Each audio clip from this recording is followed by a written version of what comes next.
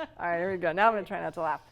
In today's episode, Nancy and Aileen talk about how they began their journey, their spiritual journey, how they awakened from a conditioned ego into a more spiritual, intuitive way to see the world and experience the world. Always remembering that it's the love and it's the power of the love that takes us through to that next place, that next awareness that we want to live our lives in. We also discuss how our journeys, in a lot of ways, began similarly with the dark night of the soul. However, things are shifting, and any and all of us can be triggered into our high vibration spiritual life magically, wonderfully, and impactfully in the world.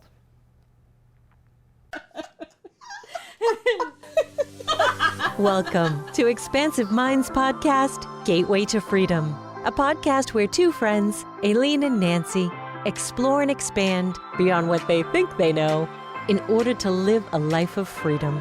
Thank you for joining us, and away we go.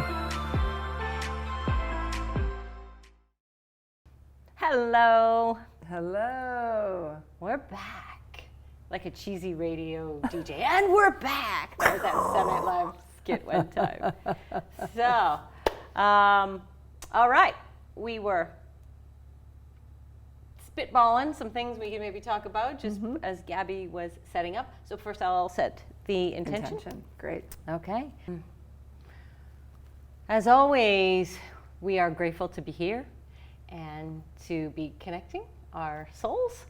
And we ask that our soul connection benefits all in uplifting and encouraging and nourishing from the inside out, as above, so below, as within, so without. And so it is. Rockin'. Beautiful. So, we were thinking of talking about, because we started talking about it before, our journeys, how we ended up going from engineer and physicist to woo. Yeah, funky stuff. Yeah. You want me to go? Sure, you can start. Right, because we right. sort of started with you talking about it. Yeah. Okay, so how we got to be here. So I started out as an electrical engineer, basically very in the lines, follow the rules, Italian Catholic, do what you're told, believe what you're told to believe. And all was well. And then had my kids and quit the job for a little bit to be with the kids. And that wasn't a good thing for me, apparently. I ended up kind of getting depressed, and I had a night of the soul, but I didn't know it was a night of the soul until I was up at 3 a.m. crying. And I went on my tablet and I looked up on Amazon for some reason, and I ended up finding Eckhart Tolle, The Power of Now. So that was my very first book of, and not even spirituality, but consciousness. I wonder why you picked that. So did you buy it right then? And so I bought it on the Kindle thing right then and there, and it changed my life. Had you heard of it before? No. Or was it intuition? What do you think? What? I was up in the morning and I'm like, I need help. Yeah. And I always went to books for help.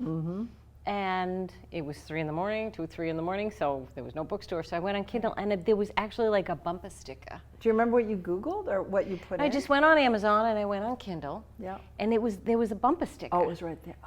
Like maybe he was promoting or, but it was in the bumper sticker. But I had never searched on self-help stuff before. Interesting. So, but anyway, so Eckhart came, and he brought me so much peace, and I had the most magnificent manifestation where I wouldn't even realize I was trying to manifest. I was just trying to not have a breakdown. Yeah. So I had the kids, the 3 small kids, and Eckhart was talking about being present, being now. And at the time, the best I could do was to try to stop his thing is stop the spinning brain.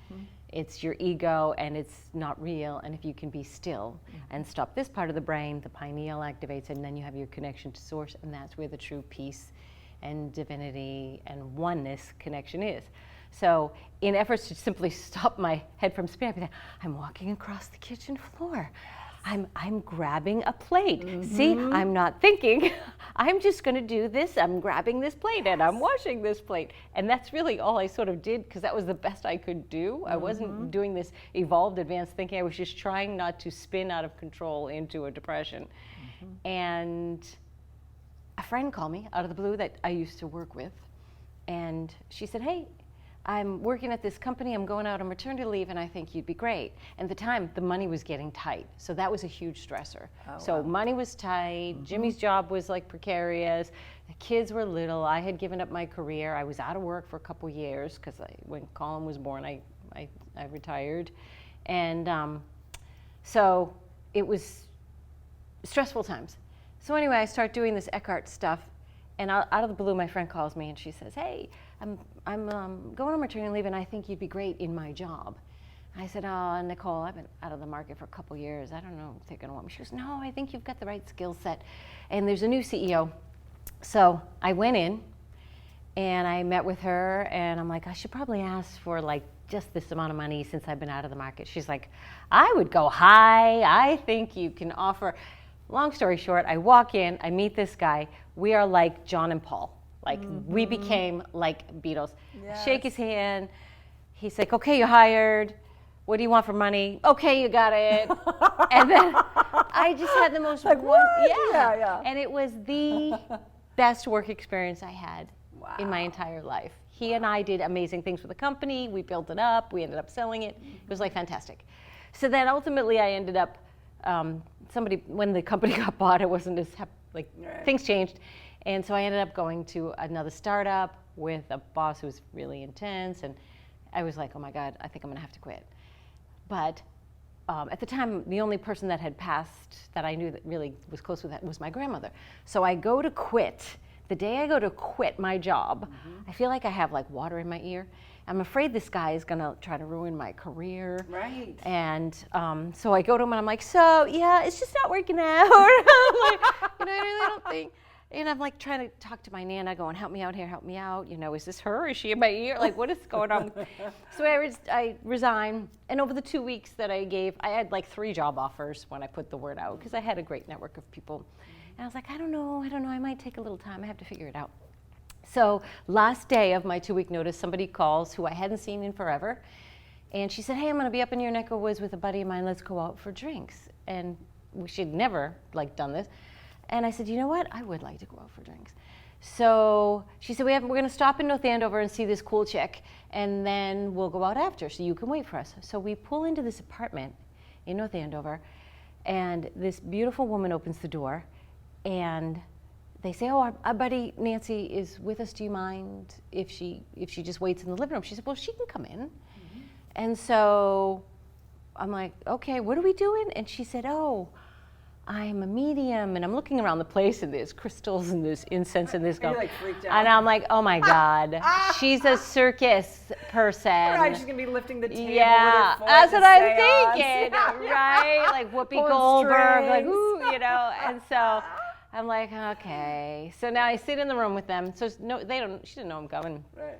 And I sit in the room with them, and she starts, I'm a channel of love and light. And I'm like, thank God the lights are out, because she could see my eyes rolling. She could probably hear my eyes rolling.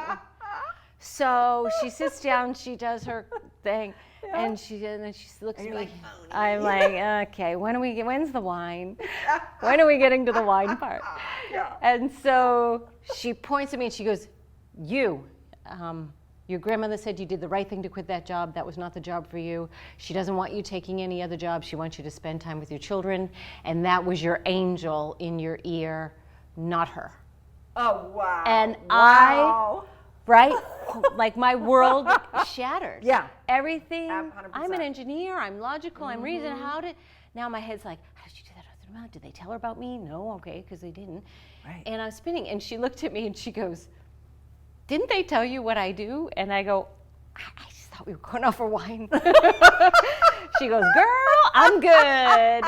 And so from that point, I was Diana Harris in North Andover. And then she proceeded to hit like the gal we were with who I didn't know, she said, okay, why is somebody showing me an I Love Lucy t-shirt? And the girl goes, oh, my grandmother collected I Love Lucy t-shirts. And then she says to me, somebody's singing to you, your uncle, and she's doing Itsy Bitsy Spider. He used to sing Itsy Bitsy Spider, like very, very specific.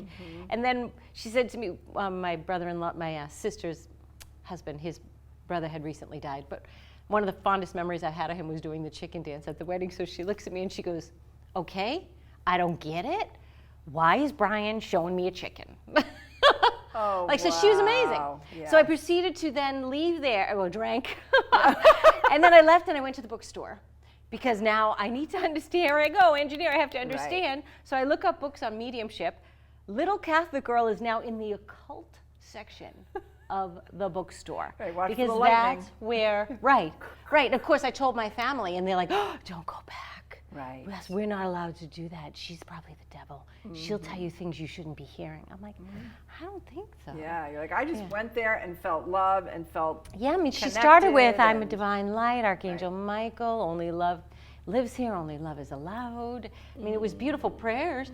And then she just hit. And so then that was the first thing. I went into the occult section. I'm trying to look up mediumship. And I found a book called The Body Electric, which spoke to me as an engineer and some Tesla stuff. Yeah. And then I started to equate, oh, it's just energy. Oh, we're energy. Oh, we have a smart body that is part of this body. Oh, that body's at a different frequency. Oh, the higher frequencies radiate out. Oh, I get it now. Because I could understand as an engineer current and electricity, but that's how I started. Then I just grabbed my hands on everything I could get, and somebody recommended Abraham Hicks, and she was such an inspiring teacher. And then I just started going from source to source to just take any information that would allow me that understanding. I'm big on Cryon now.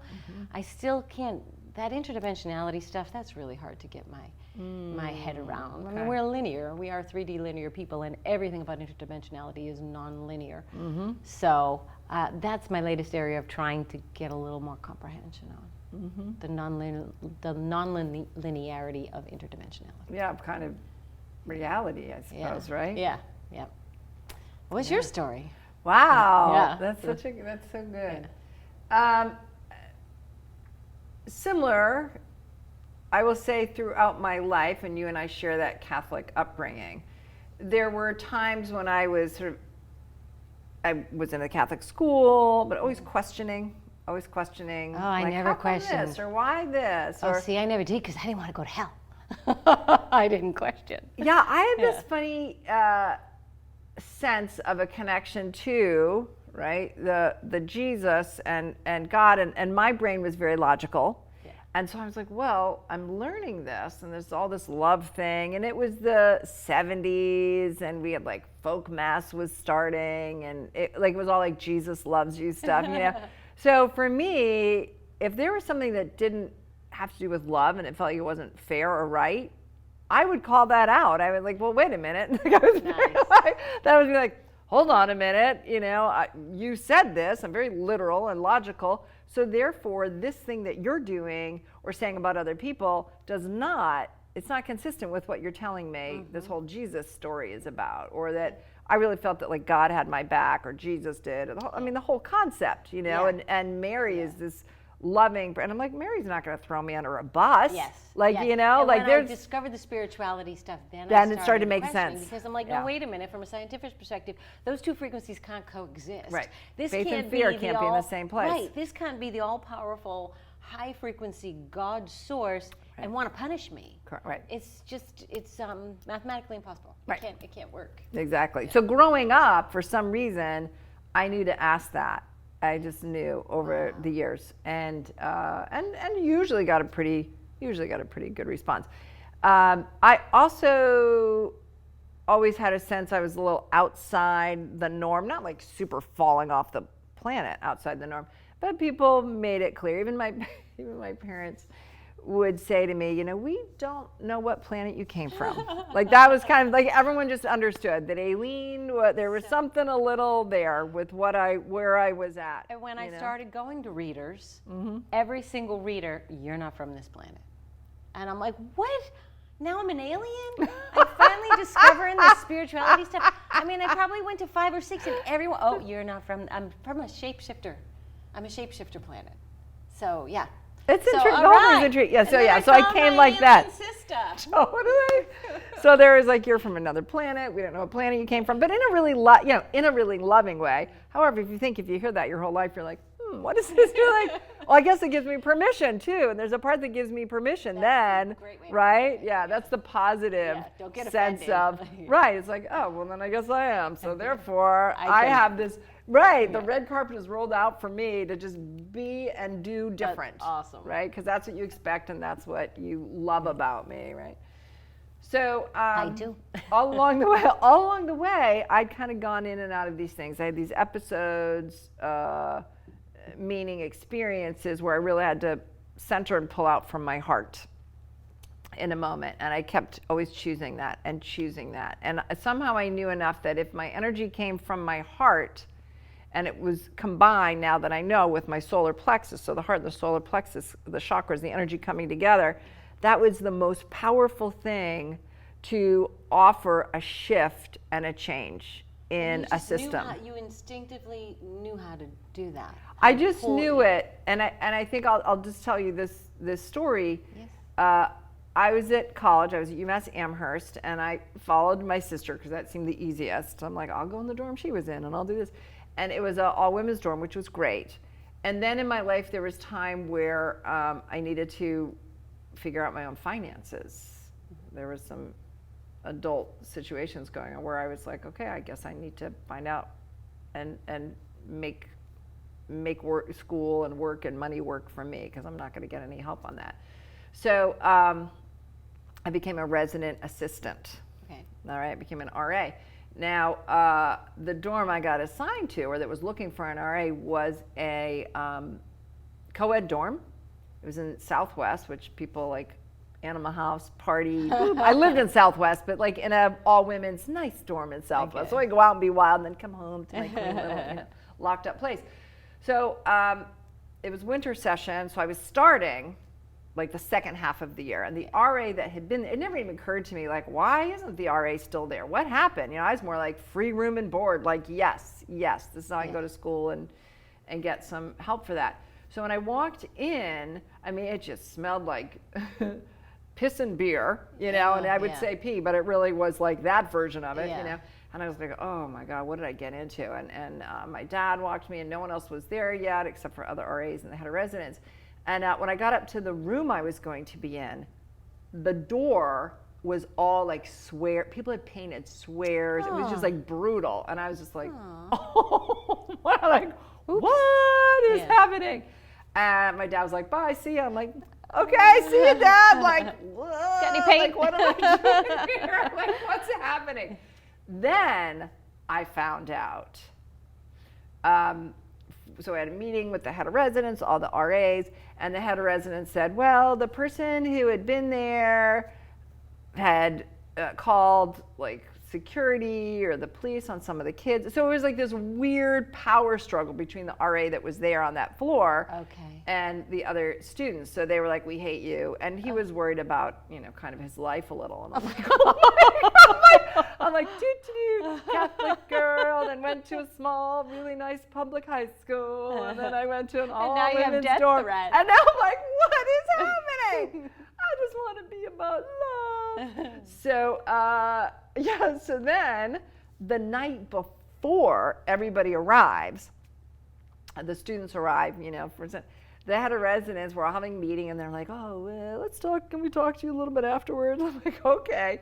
They tell me the night before, they said, we just want to let you know most of your floor is on probation. I'm like, oh my God. What? And I'm just standing there, and I'm like Italian gutsy, Irish hard stock, like, all right, I'm a Sagittarius, I'm like a toughie, like, all right, fill me in, I can do this. So they're saying, but don't worry, the 2 kids who were involved are not going to be returning on your floor. They said one of them is, and so what it was is at the end of the hallway where they had an open lobby, like an open hangout space, some of the guys had asked if they could have a weight room. And so it went through this whole process. They finally got to have a weight room. And then there was a kid on the floor they were picking on. Oh. And so the prior semester, the fall semester, they got caught. They had tied this kid down and they were like putting weights on him, and it was like abuse happening. So yeah, so I'm like, okay, I'm gonna be in a co-ed dorm. I got swears all around, and you're telling me this the night before. But they're telling me, don't worry, the kid that did it, one of the kids that did it is on your floor, but the kid that got bullied is not gonna be on your floor. And I was like, oh my God. So I'm like, I don't even know these people. Yeah. Plus it turned out most of them were upperclassmen. Like when you're a junior and senior, you can live off campus. Yeah. I was in my second year in college. And they were all older. They didn't, I'm like, so there's a little bit of like, oh, these are upperclassmen, and there's like this abuse They're still thing, in the dorms. and they don't like, they were abusive to the RA. I was like, this is what a setup. So next morning I'm checking people in, and all of a sudden this father's there with his son, and he says his name, and I'm recognizing that that's the kid that got bullied. And I said, oh, you're one who not, got bullied. Who got bullied. I said, oh, I don't think you're in this dorm. And he said, no, I am. I got my, housing and da-da-da. So now it turns out, yes, he was on my floor in the dorm. Oh, cool, you can help him. You can fix him. Not, Right, but at that point, yeah. well, that's where the story goes. All right, so I'm like, right. So, I okay. never heard this story. This is a good story. Yeah, you haven't heard the story. So then, and it gets like so amazing. So I'm like, oh my gosh. So I go to the head of residence. I'm like, and they're like, what? Oh, I guess we just have to do it. We'll figure it out. And I'm like, oh no. So I, coming from Crampton, which was the all-women's dorm, we were all like, yes, love and friendship and cupcakes and lemonade. I mean, not that we didn't have fun, but when we had a meeting of the kids on the floor, we would all get together. It was like great, So I go to have a meeting, and I've got cookies and all sorts of stuff. It's like, okay, orientation meeting down the end of the hallway. I'm waiting. Not one person came. Aww. Not one person. So I've got to walk down the hall. These people I don't even know. Yeah. And I hear this noise in one of the rooms. And I push the door open a little bit. I'm like, hello. It was the kid who did the bullying. He's got the TV on, and almost everybody on the floor is in his room, even though they know that they're supposed to be at this kind of mandatory. The one who did the bullying.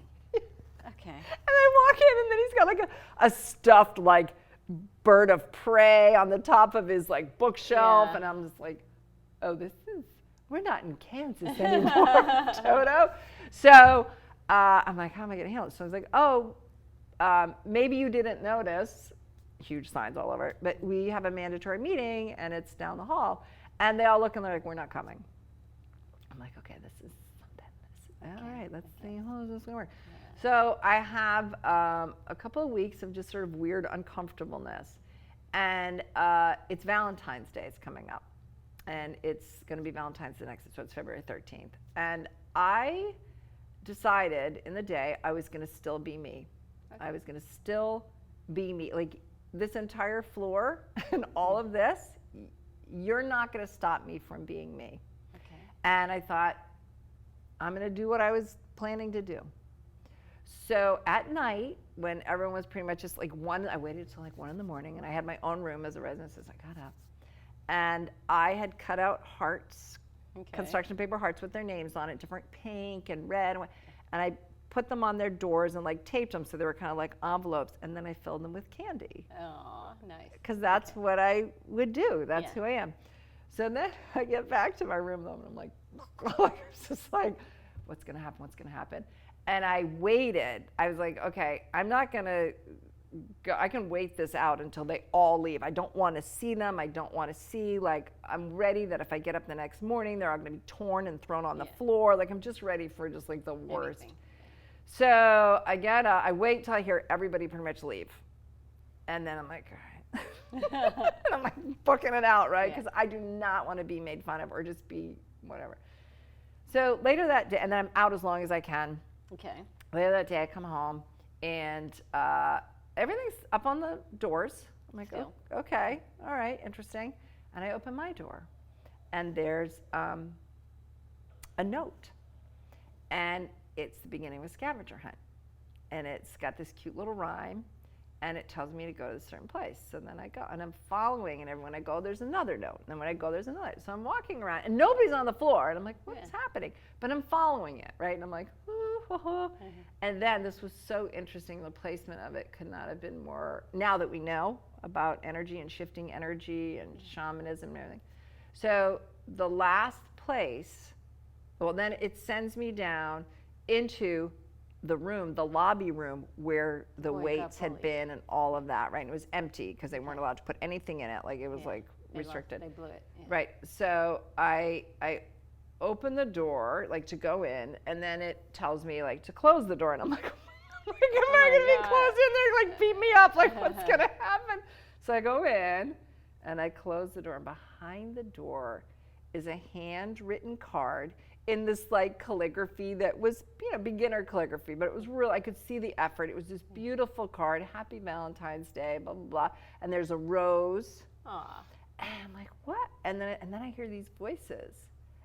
And they're outside the door, and they're really excited. Aww. And I open the door, and the whole floor is there. Oh my goodness.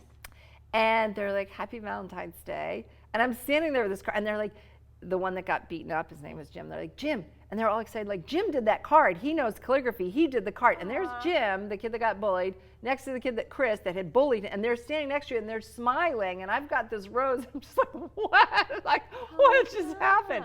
It was incredible. So here we are in this room where at the end of the semester, this trauma and abuse happened. And now I'm in it, and there's this love fest and this love energy happening in it. And it was incredible. And I looked at them, and I was like, thank you. And they just said, thank you. And they're like, we loved what you put on our doors. Wow. And it changed the whole rest of the semester. And at that point, did you realize I got a little mojo going on? Like I must have somehow, I made a love bomb, kind of. Yeah, I didn't, because I have this sort of logical, just keep doing the next thing. Yeah. And I do think a lot of actually my Catholic upbringing during that time, the kind of revolution, hippie time kind of thing, and the Jesus is love, I was just staying the course, basically. I was like, this is what you do. This is what a person does. Given this strife, given this abuse, this is what I do. Right. I do this. Right. That's all I know what to do. That's all I know what to do. And then at what point did you turn this, which is intuitively feeling love, into directed energy work? Right. So in school, I majored in psychology and minored in physics, and I loved everything about it. I wish I could just take college courses every day. I have like a million different things. So very similar to you, I was actually living on Nantucket at the time. So I had 2 little kids. I'm on Nantucket. And I just realized, like, oh, there's stuff going on with their dad. And I had this, like, my life just started sort of cracking a little bit. I'm like, I can't continue on this path. Your night of the soul. It was my dark night of the soul. I was like, I can't continue this. I chose to, I wasn't a big drinker anyway, but I was like, I got to step out of the life that I thought I could continue on. Because I was young, too. I had my first daughter when I was 20, my second at 22. Wow. And I'm on Nantucket, this little island. But there was enough that I could have continued that age-appropriate kind of behavior, but I did not have that situational appropriate behavior. Right. And I was like, I don't want to go drinking with my friends. Yep. I don't want to, like, because this is my chance to be their mom, and I'm going to mess it up, but I don't want this other stuff to influence me messing it up. Right. So my first support was 12-step recovery meetings. Okay. So I had this sort of like crack, and I was having all this anxiety. I started feeling anxiety and panic. I didn't even know what that was. I was talking to my mom on the phone, and she just said, I think you're feeling anxiety, and I'm on Nantucket. It's really hard to get to me. And she said, is there a doctor you can go see? And my doctor was so great. He was an island doctor, total kook, and yet also just amazing. And I went to see him, and it was so cute. He wouldn't let me leave. He was like, do you have a way to go home? And I said, well, my sister's going to come get me, and I'm going to go to the mainland and spend some time with my mom. He's like, do you need money to go on the plane? That's like old school Nantucket doctors, Cute. Like, I want to take care of you. So I went into some anxiety and some panic attacks. And then when I returned to the island, I was like, what am I supposed to do? I was parked in front of my house, and I was like, what? I don't know. And I said, God, help me figure this out. I feel really uncomfortable inside. Like I'm kind of a wreck inside and I need help. I can't figure this out. And then the next day I was driving. I didn't even know what I was doing. I was driving. I dropped the kids at daycare. And then I'm pulling to the side and then I pull into this other road and I pull up to this building. I'm like, what am I doing here? And it turned out it was a 12-step meeting. Huh. So I went in and I was like, okay, this feels right, like I'm supposed to be there. Because many people don't know that Alcoholics Anonymous, Narcotics Anonymous, Al-Anon, all of those are you're looking for a spiritual awakening. Okay, I did not know that. Yeah. It's a spiritual program. So the 12 steps are steps to take you to your, what they call the promises. And so if you follow them, and it has to do with, I'm powerless over people, places, and things, my life has become unmanageable, and then you turn to a higher power. You turn to something that you know is greater than you, and then you like kind of do this like surrender, like and it's all like you kind of look and it overlaps all these spiritual disciplines. They it's all like, say the same thing, they but differently. do, but different ways. So that started it out, and then for me, from there I met a lot of really cool people. Okay. Who were starting to do and talk about energy work. Oh, cool. And the first time I went to energy work, this was also a really cool story. I had this pain in my side, and like I'd put my belt on, it would hurt, and I went to see the doctor, and she knew me well enough to be like, there's something up because you never come. And I was like, no, I know there's something really here. I don't know what it is.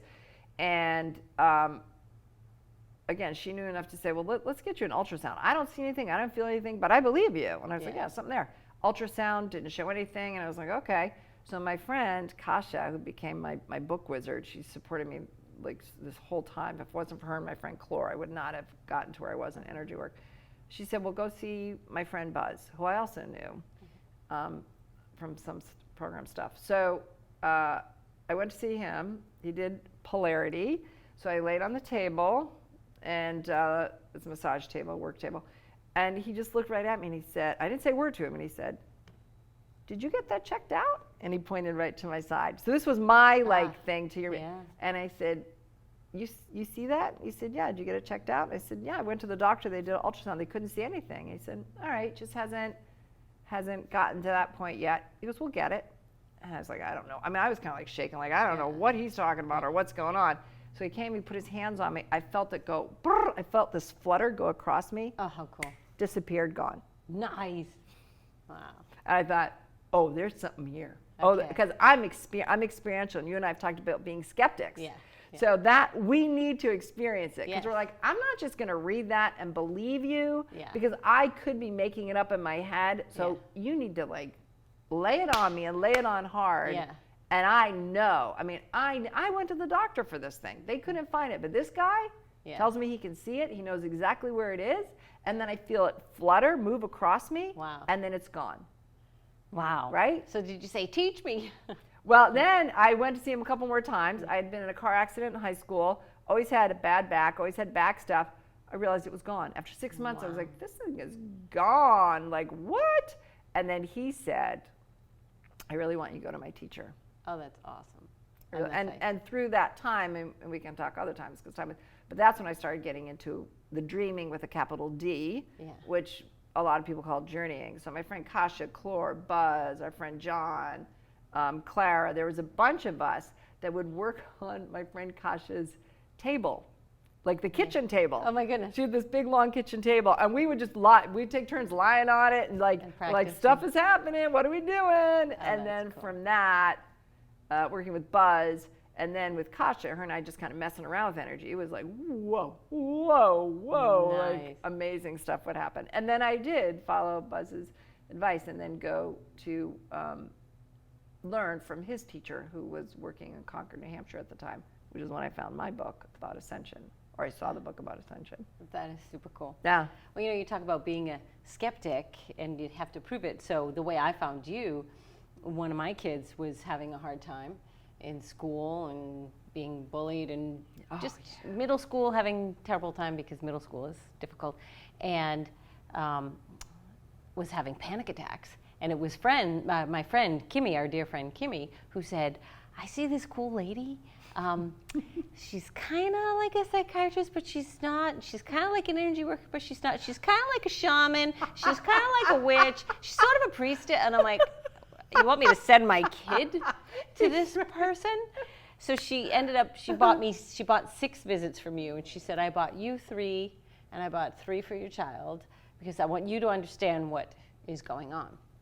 So you and I connected, and then my 6th grader climbs on the table. On the ride home, my child said to me, Mom, when that lady put her hand on my arm, I saw little red mean ghosts shoot out of my fingertips, like from the mouths of babes. Where did that visual come from? And then my kid fell asleep like in the car, like never. And after 3 visits, no more panic attacks. Doctors were like, you're gonna have to put her on medication. And then no, nothing, no. So that was how Aileen and I met. What? And then there's the Italian thing. Right. You take care of my kid. I am yours forever. Anything you need. You help my kid, I'm there. Just like you hurt my kid, you did to me. Yeah, exactly. But you help my kid, you're in, not in there. So yeah, well, that was our journey. Yeah. Together, our contact. So Bella, how we doing on time? You guys are at like the 35 minutes. Oh, man, we gotta stop. We gotta roll it up. We gotta stop. Gabby said we're at 35 minutes. All right, well, so now you know Good stories, how they started. how they and started. that we have these energy, and it's possible for anybody. That's the other thing. I just That's the wanna say. lesson of the week. Possible for anybody and everyone to have their awakening. Typically, it used to start With and the night of the things soul. with the dark night of the soul, which is miserable and horrible, and we can talk a little bit about that at another time. yeah. But that is actually typical. Yeah, sometimes you gotta kind of hit the bottom before You you. break open. You got to let go of the ego. Yeah. The creative. Or as you said to me, controlled ego. we had to pull out the roots so we could plant something new. Yeah. When I had seen you since then. Yeah. So yeah, eyes open, be alert for your. But I think Cryon says now, we don't necessarily have to have the night of the Exactly, soul. it's a the lot energy is easier higher now. now. Yeah, everything is higher. People's it doesn't have to be. vibes So just figured like that. yeah, eyes open and follow what feels right intuitively, what's resonating for you, and keep exploring. Perfect. And as always, more to be revealed. Thank you for joining us on Expansive Minds podcast, Gateway to Freedom. Until next time, more to be revealed.